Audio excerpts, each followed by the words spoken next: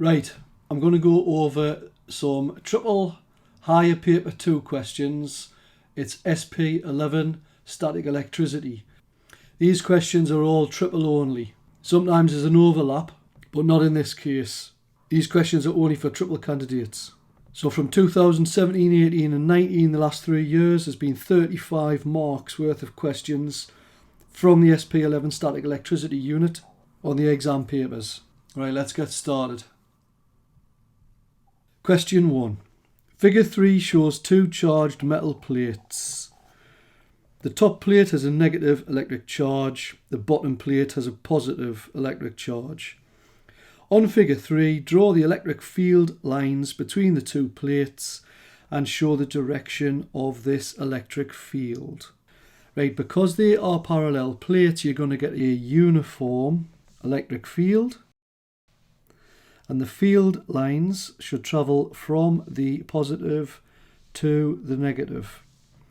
You'll get 1 mark for doing uniform lines, which means they're all equidistant. I'll just do about 3, that's fine. And you'll get another mark for showing the direction that the field lines are travelling.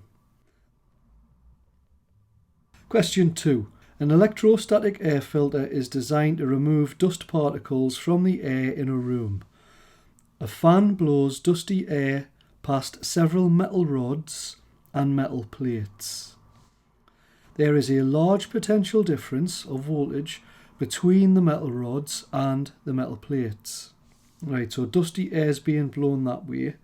You can see the rods are charged negative because they're connected to the negative end of the battery, and the plates are all connected to the positive side of the battery. Complete the sentence by putting a cross in the box next to your answer. When dusty air goes past the metal rods, right, these, the dust particles become negatively charged. This is because the dust particles, right, well, if something becomes negatively charged, it's because it gains electrons, because electrons have got negative charges. So the answer is C.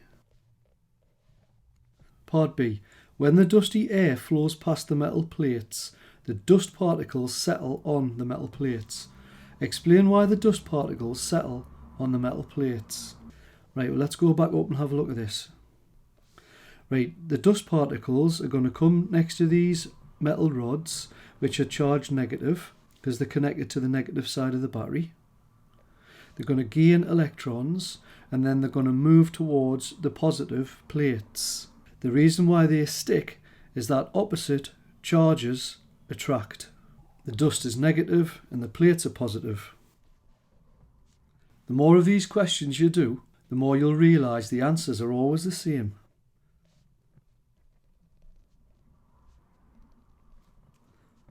You probably don't need to put this next bit, but just in case.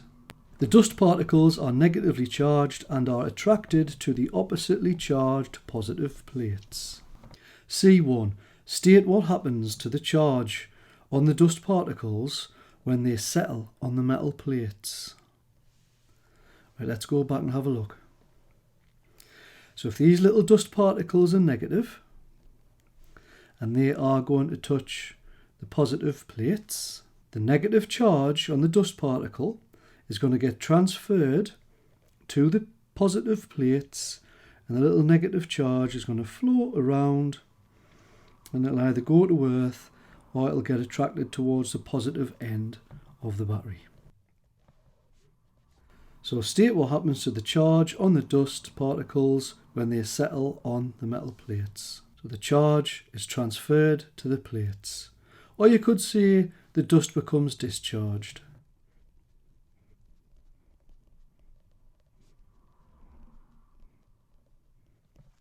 Part 2. Explain why the charge does not build up on the metal plates. So this will be what I've just talked about. When the negative charge goes onto the plates, the plate is metal, which is a conductor. So the electron will move through the plates and through the wire, like I said before, towards the voltage supply, the positive side of the voltage, or it'll go down to the earth.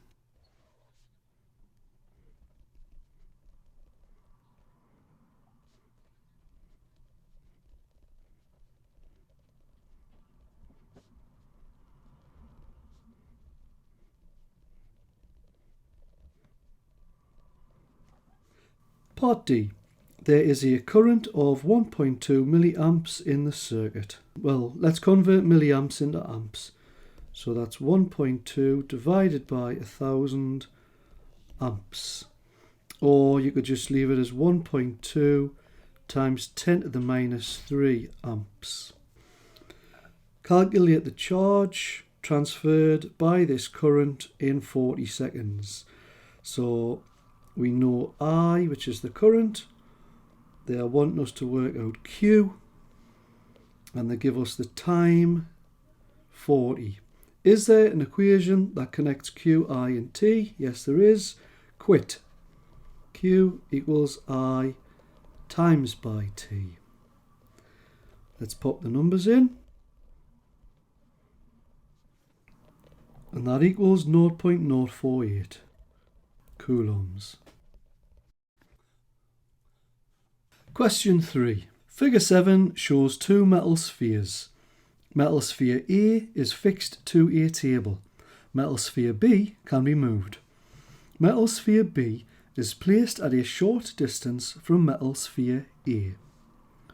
There's sphere A, which is fixed. It's propped up on an insulator. And there's sphere B, which can be moved.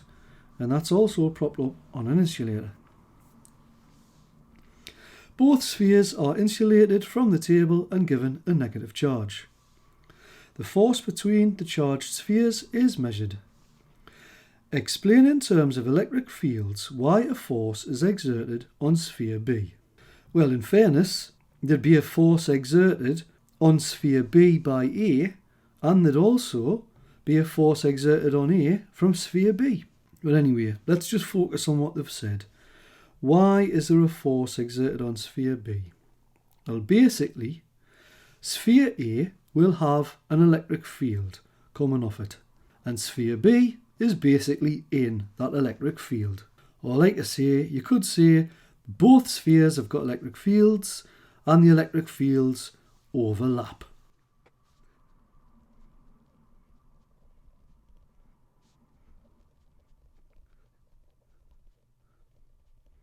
If you don't like that answer, try this one.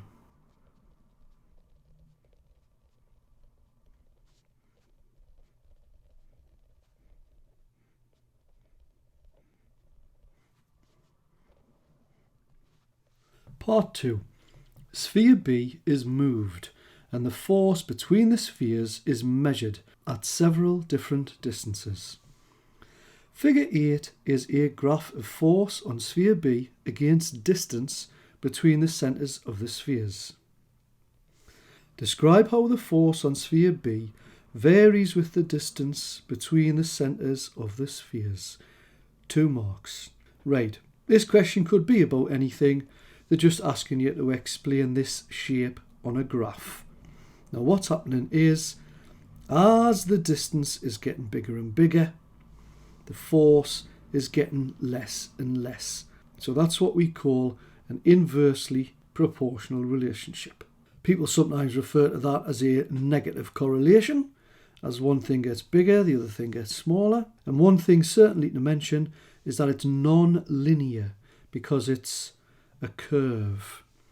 If it was linear, it would be a straight line. So this is non-linear. It's also what you call an exponential graph, where it starts off big and it gets very small very quickly.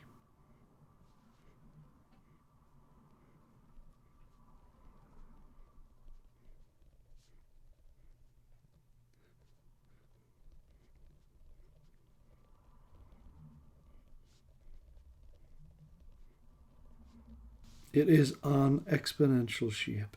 And I mean, let's look at it from a common sense point of view as well. If the distance between the centres of the spheres got bigger, well, obviously there'd be less force, wouldn't there, on each other.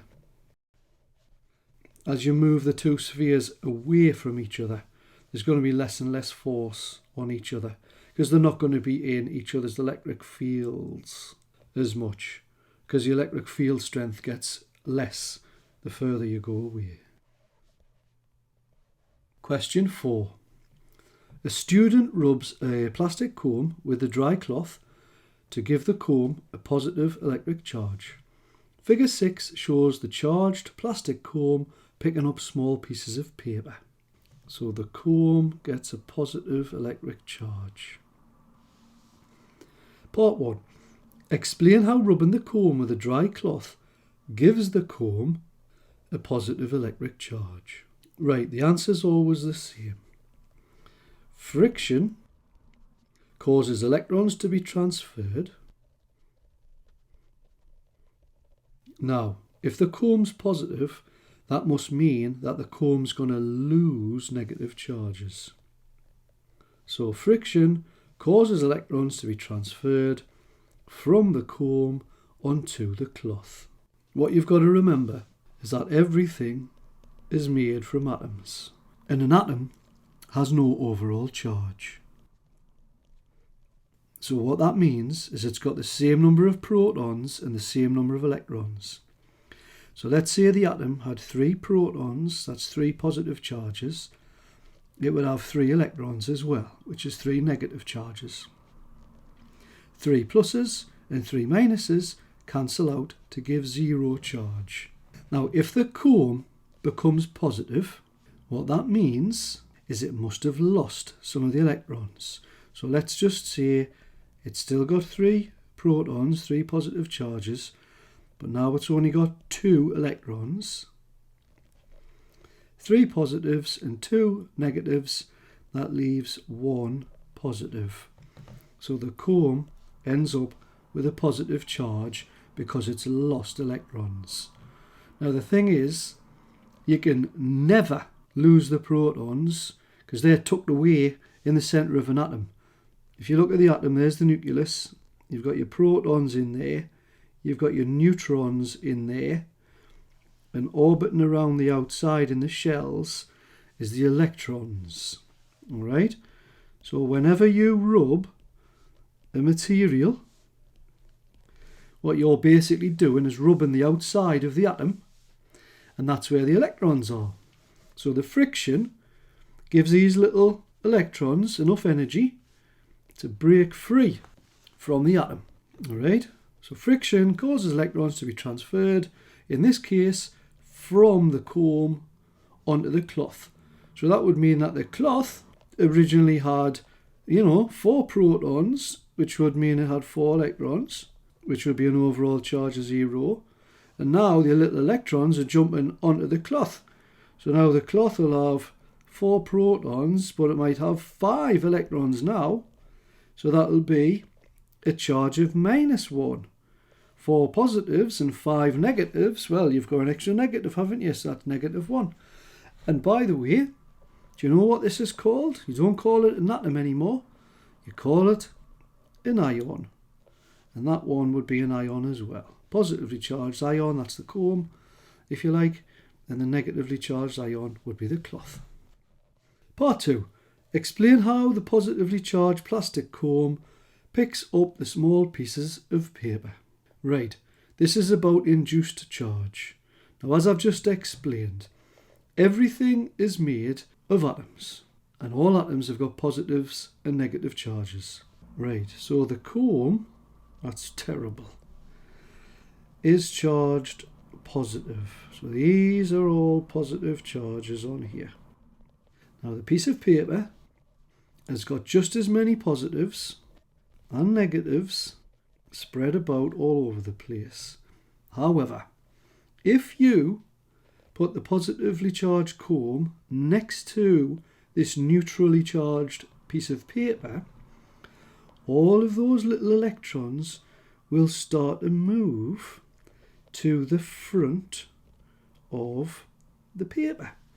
And what you'll end up with, remember, positive charges can't move, so you'll still have the positive charges spread around all like that, but the negative charges from the back have now gone up to the front. Plus, there was already negative charges at the front, so overall, the front of the paper is now negatively charged. Now, there hasn't been any transfer of charge, so what we'll call that is an induced charge. And then, because that's negative at the front, and that's positive on the comb, the whole piece of paper is going to get attracted over towards the comb, just like it's shown on the picture there.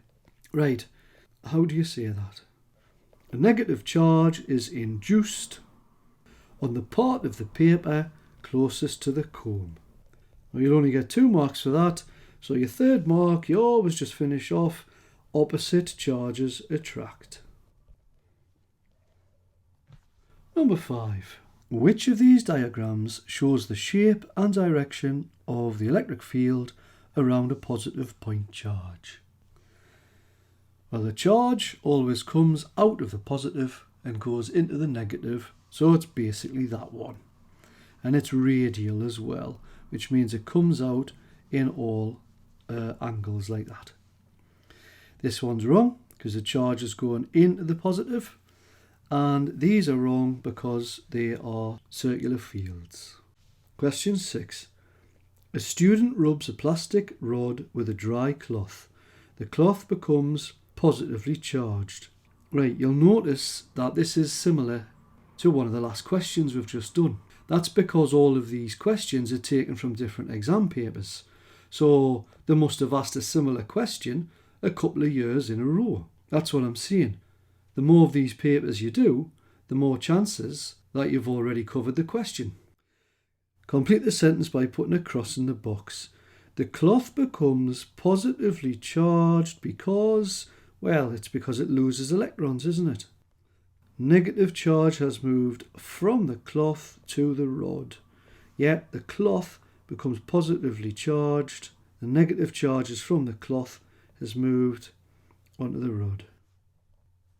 If a negative charge had moved from the rod onto the cloth, then the cloth would have been negative. Now, some people say, hang on, if the cloth becomes positively charged, doesn't that mean it must have gained positive charges? Nope. Remember, the positive charges, the protons, are held strongly in the nucleus in the middle. All right? They can't be transferred. You've got the electrons in the shells around the outside. They are the only things that can get transferred.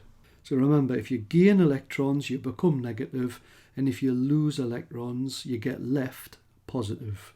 That's the way to think about it. Part 2. 2 plastic strips are joined at the top and are hanging by a thread. The student rubs both strips with another dry cloth. They keep on rubbing things with dry cloths because a dry cloth is an insulator, which lets charges build up. The diagram shows the 2 plastic strips before and after the student rubs them.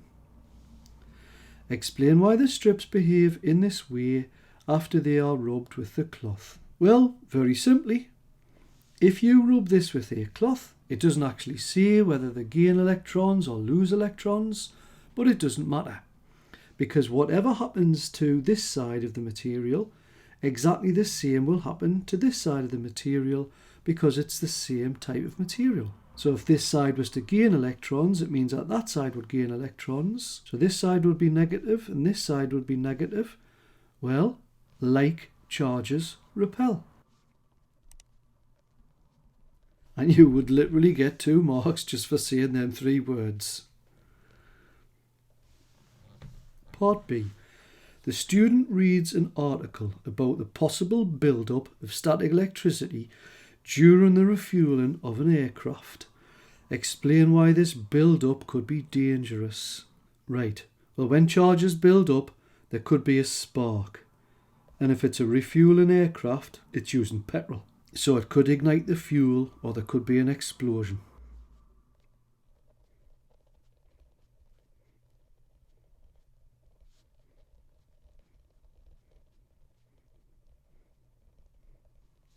Part 2. The article also states that the aircraft is connected by a metal cable to the ground. The aircraft is also connected by a metal cable to the refuelling tanker. Explain how these cables reduce the dangers when refueling the aircraft. Right, just say this is your aeroplane, right? There's your wheels on the floor. And then just say this is your your refueling tanker. So the aircraft is connected by a metal cable to the ground. So there's a metal cable there connecting to the ground. So any charges that build up on the plane will go to the ground. But also there's another cable actually going from the aeroplane across to the refueler. And then of course here would be the actual pipe where the fuel's coming through. Now this is the thing. If the petrol or the fuel, whatever it is going through a pipe, when one thing rubs against another thing, friction can cause electrons to be transferred.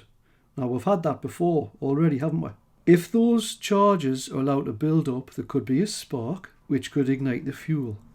Now that won't happen because any charges that starts to build up will simply go down through the cable to earth because metal is a good conductor. So the electrons will flow through the wire and that'll discharge any charges that's trying to build up. And for double safety, the aircraft is actually attached by another metal cable, which means whatever charge gets built up on the plane, you'd have the same charge on the refueler. So there'd be no potential difference building up, no voltage building up, so no sparks. Right, how are you going to say that? Well, just like this. Metals are good conductors. Electrons or charge can flow through the wires to the ground or earth and they'll be discharged. So no spark can occur. Question 7. Figure 1 shows a paint sprayer. Some paint sprayers give the paint drops a positive charge as they leave the sprayer. The paint drops have a positive charge because the sprayer removes electrons from the paint drops. Yep, that'll be it straight away. If it added electrons to the paint drops, then the paint drops would be negative, wouldn't they? And they're not, they're positive. Does the paint sprayer remove protons from the paint drops? Nope, you cannot remove the protons. Remember, they're in the middle of the atom. Does it add protons to the paint drop? No, they're in the middle of the atom. You cannot do anything with the protons. Part 2. Figure 2 shows the spray pattern from two different paint sprayers. Sprayer X, sprayer Y. Sprayer X does not charge the paint drops. Sprayer Y gives the paint drops a positive charge. Explain how charging the paint drops changes the shape of the spray pattern. Well, easy as this. The spray pattern gets wider when these are all positively charged, and that's because like charges repel.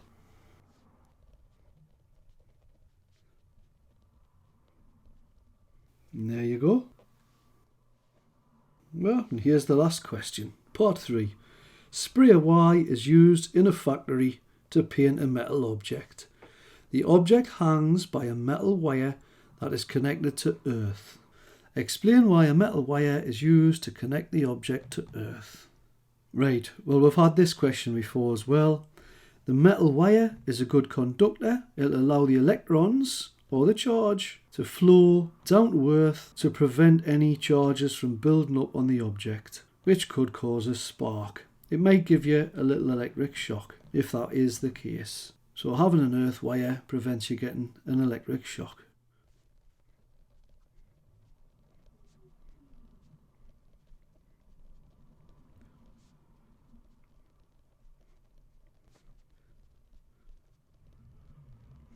Now I've actually put 4 things there. You'll definitely get 2 marks.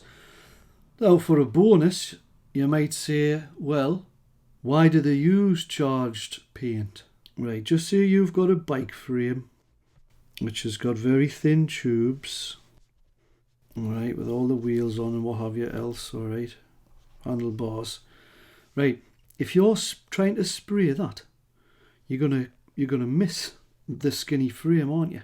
So if they use paint that's charged positive, what happens is you get an induced charge. Instead of the paint just flying straight past, the paint will actually come back on itself like that.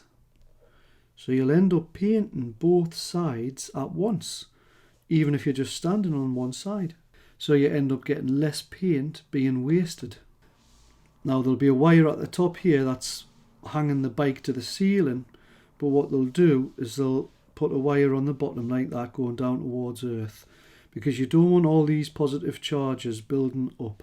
So any charges that do build up will simply leak down to Earth. Or if these were positive charges, little electrons would come upwards and balance out the charges. So either way, the charges get discharged. Right, well I hope that was useful. Just trying to help you pass your exams here. The only students who fail these days are the students who don't take responsibility for themselves. One of my favourite phrases. So the fact that you are watching these videos and you're finding things out for yourself, well, you're increasing your success. So good for you. Well done. My hat's off to you. I'll see you in the next video. Nothing more to say except for work hard, be nice, and bye for now.